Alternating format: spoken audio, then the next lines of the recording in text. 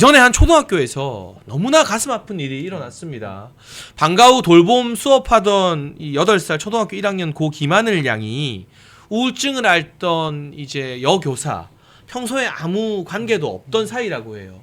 이 여교사의 계획 범죄에 의해서 학교 안에서 흉기에 수십 번 찔려서 살해당하는 정말 비극적인 사건이 일어났는데요.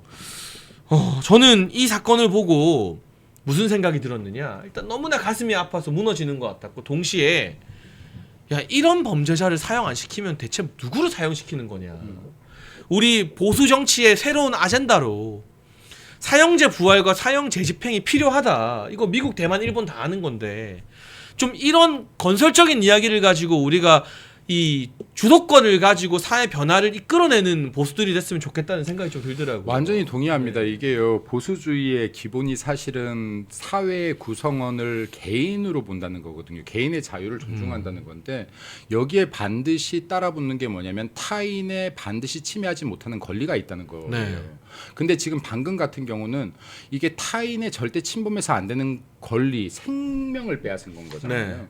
이런 거에 대해서 강력하게 처벌하는 것도 보수주의입니다. 그러니까 지금 이러한 부분들은 아까 장해찬 최고가 말했던 것처럼 우리가 보수주의 정신을 정확히 알고 있다라고 하면 이런 것들을 보고 당연히 사형제 부활을 찬성하는 거예요. 네. 그리고 이런 흉악 범죄들은 다시 일어나지 못하게끔 경각심만 세게 박아줘도 확연하게 범죄율이 줄어듭니다. 그럼요. 네. 근데 이런 자들을 살려두고 이런 자들을 죄를 가볍게 묻기 때문에 야, 이게 경각심을 느끼지 못하고 또 같은 사건, 비슷한 사건들이 계속해서 반복적으로 일어나는 것이다.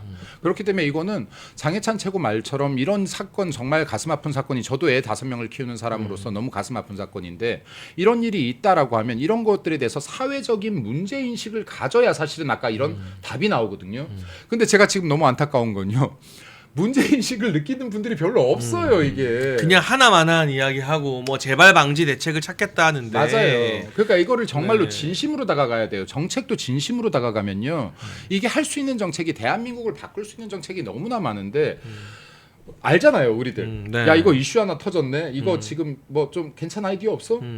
자, 어떻게 해야지 내가 괜찮아 보일 수 있을지를 이 상황도 연구하니까 제대로 된 진심 어린 정책이 안 나오는 거예요. 그러니까 국민들 가슴이 안 와닿는 거예요. 네. 근데 이런 사건을 보고 지금 아까 장해찬 최고처럼 아, 이런 가슴 아픈 사건이 있어, 이건 문제가 있는데, 여기에 초점을 진심을 맞추면 제대로 된 발언이 나오고 제대로 된 정책이 나오는 겁니다.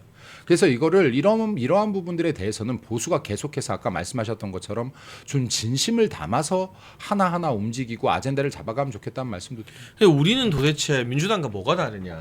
그럼요. 민주당이 100만 원 주면 우리는 50만 원 주겠다는 정당이냐? 그거밖에 안 되는 거잖아요, 지금은. 근데 여러분, 트럼프 대통령이 지금 뭐 관세 정책으로 우리에게도 힘든 시련이 오겠지만, 미국 내에 뭐 트랜스젠더들이 이제 남성에서 여성으로 성전환한 트랜스젠더들이 여성 경기 뛰어서 메달 휩쓸고, 네. 이런 말도 안 되는 일들. 그리고 군대에서 트랜스젠더 수술을 국가 예산으로 해주고, 미친 나라예요. 그리고 뭐 다양성 정책이라고 해서 네. 이번에 항공사고가 미국에서 있었잖아요. 네.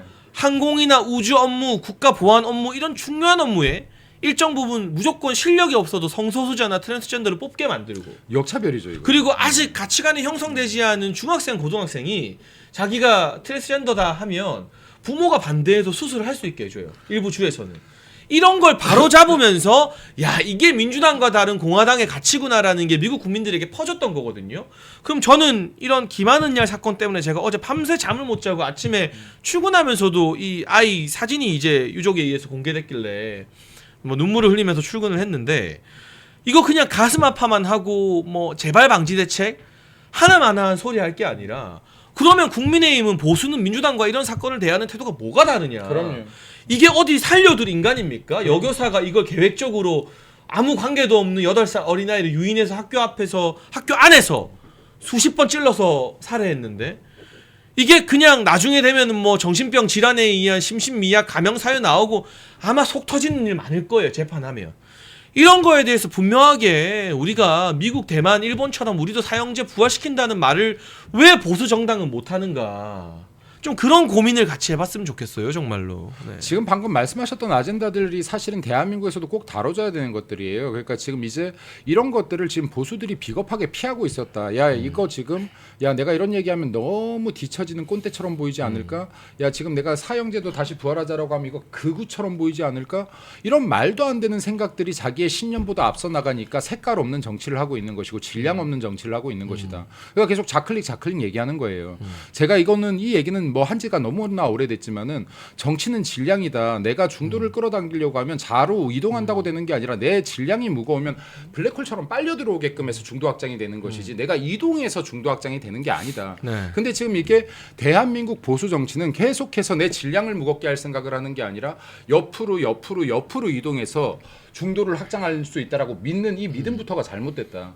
아까 지금 여기 우리 최고님처럼 이런 사건을 지금 바라보고 지금 내가 소신에 앞서서 진실을 담아 얘기한다면 이것이 꼭 질량을 무겁게 하는 것이고 이게 곧 중도 확장이라고 저는 봅니다. 근데 이걸 눈치를 보는 순간 이거 얘기하면 내가 극우처럼 보일래나 이 눈치를 보는 순간 질량이 가벼운 정치가 된다. 그리고 결국에는 눈치를 쫓는 고만고만한 정치뿐이 못한다라는 말씀도 좀 드리고 싶습니다. 면역력이 왜 중요한지 말 안 해도 다들 아시죠? 저는 몇 년째 환신을 꾸준히 먹고 있는데 면역력만큼은 걱정 안 합니다. 요즘 같은 시대 튼튼한 면역력에 건강까지 쑥쑥 지금부터라도 환신 꼭 챙겨 드세요. 드셔본 분들만 그 진가를 느낄 수 있다니까요.